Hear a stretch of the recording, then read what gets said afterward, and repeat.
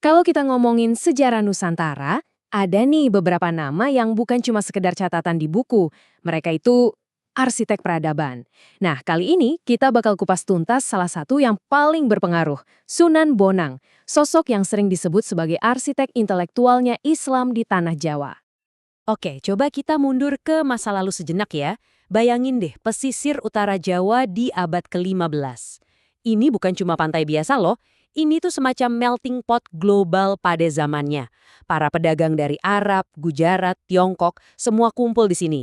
Dan mereka nggak cuma bawa barang dagangan, tapi juga ide-ide baru, budaya, sampai keyakinan. Nah, di tengah hiruk pikuk dan energi yang luar biasa ini, muncul satu pertanyaan penting. Siapa nih yang bakal jadi arsiteknya? Siapa yang bisa mengambil semua ide yang berseliweran ini dan membangun sesuatu yang baru, yang kokoh buat pulau ini? Bukan cuma jadi penonton, tapi jadi perancang utamanya. Oke, sekarang kita masuk ke bagian pertama. Biar kita benar-benar paham seberapa besar pengaruh Sunan Bonang, kita harus lihat dulu dasarnya, fondasinya. Karena pengaruhnya yang dahsyat itu nggak muncul tiba-tiba dari langit. Semuanya dibangun di atas landasan ilmu dan spiritualitas yang wah, kuat banget. Jadi nama lahir beliau itu Makdum Ibrahim. Dan ini penting, beliau itu putranya Sunan Ampel, salah satu pentolan Wali Songo. Artinya apa? Ya artinya dari kecil beliau udah hidup di lingkungan yang keilmuan Islamnya itu kental dan terstruktur banget. Ini starting point-nya. Nah, yang bikin beliau ini luar biasa itu luasnya ilmunya. Beliau nggak cuma belajar soal agama yang dasar-dasar aja loh, tapi benar-benar mendalami fikih, tasawuf, ilmu kalam, bahkan sampai sastra dan filsafat Islam. Bisa dibilang beliau ini semacam polimetnya zaman itu, tahu segalanya.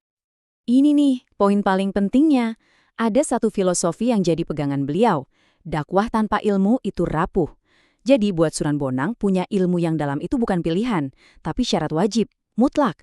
Karena tanpa fondasi ilmu yang kuat, ya semua usaha dakwahnya bakal gampang goyah, gampang runtuh. Oke, fondasi ilmunya udah kuat banget kan? Sekarang kita lihat metodenya. Gimana cara beliau membangunnya? Nah, ini yang super inovatif. Sunan Bonang nggak cuma ngajar pakai kata-kata doang. Beliau justru membangun pemahaman lewat melodi. Bahkan namanya Bonang itu punya dua arti. Pertama, ya nama beliau sendiri. Kedua, itu nama alat musik gamelan, gong yang disusun rapih gitu. Dan instrumen ini bukan sekedar alat musik ya. Ini jadi semacam jembatan budaya yang nyambungin ajaran beliau langsung ke hati masyarakat Jawa waktu itu. Strateginya ini bisa kita pecah jadi 3 langkah jenius. Pertama, beliau menciptakan suluk. Itu semacam puisi mistis yang dalam banget maknanya. Kedua, puisi itu diiringi sama alunan bonang. Jadi yang tadinya cuma hiburan, disulap jadi media belajar. Dan yang ketiga, di dalam seni yang indah, itu beliau selipin inti ajaran Islam, yaitu tauhid. Wah, benar-benar strategi dakwah yang cerdas banget kan? Nah, kita lanjut ke bagian ketiga. Metode keren tadi ternyata nggak cuma buat masyarakat awam loh, tapi juga dipakai buat membentuk struktur kepemimpinan di masa depan. Kenapa? Karena Sunan Bonang ini juga seorang guru, pendidiknya para tokoh besar. Dan kalau kita ngomongin murid, nggak ada contoh yang lebih pas dari muridnya yang paling legendaris, Raden Said. Hubungan guru-murid ini krusial banget. Soalnya, Raden Said inilah yang nanti bakal kita kenal sebagai Sunan Kalijaga, yang bakal ngelanjutin dan bahkan ngembangin metode dakwah lewat budaya ini. Pasti pernah denger kan cerita legendaris soal Raden Said yang disuruh jaga tongkat di pinggir kali? Nah, itu bukan cuma cerita ajaib biasa, itu tuh simbol metafora kuat dari filosofi pendidikan Sunan Bonang. Intinya, karakter dulu, baru ilmu. Sabar dan beraksi dulu, baru dapat gelar. Keren ya? Oke, bagian ini penting banget buat kita pahami posisinya Sunan Bonang. Beliau ini jago banget menyeimbangkan dua hal yang kelihatannya berlawanan. Di satu sisi, imannya teguh banget, prinsipnya kuat. Tapi di sisi lain, pendekatan budayanya itu luas dan peka banget. Coba kita lihat perbandingannya biar lebih jelas. Muridnya Sunan Kalijaga itu kan dikenal sangat fleksibel, nyaris melebur sama budaya lokal. Nah, Sunan Bonang ini posisinya agak beda. Beliau tegas soal akidah, tetap pakai budaya sebagai alat, tapi ada batasannya. Batasannya jelas banget. Jadi prinsip beliau itu bisa kita simpulkan gini.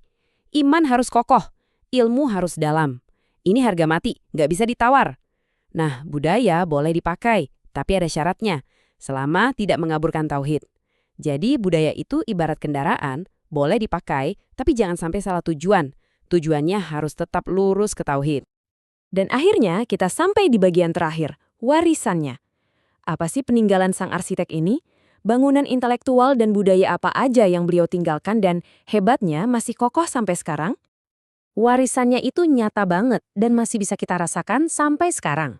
Misalnya, tradisi keilmuan di pesantren-pesantren, terus keindahan tembang dan suluk Jawa yang masih sering kita dengar, bahkan karakter Islam di Jawa yang unik, yang bisa nyatuin logika dan rasa, nalar dan spiritualitas. Itu semua adalah gema dari ajaran Sunan Bonang. Dan kutipan ini kayaknya pas banget buat jadi penutup. Ajarannya itu masih berdentang seperti bunyi bonang. Nggak keras, nggak maksa sama sekali, tapi suaranya itu menembus sampai ke dalam, menggetarkan kesadaran kita. Sebuah warisan yang halus tapi dalam banget. Ini jadi bahan renungan buat kita semua kan? Cara Sunan Bonang yang menggabungkan kearifan yang dalam dengan seni yang indah. Rasanya relevan banget sampai sekarang. Pertanyaannya adalah, gimana ya caranya kearifan kuno yang dibungkus lewat seni ini bisa terus jadi inspirasi dan ngebentuk cara kita belajar dan berkomunikasi di zaman serba digital ini? Coba deh kita pikirin sama-sama.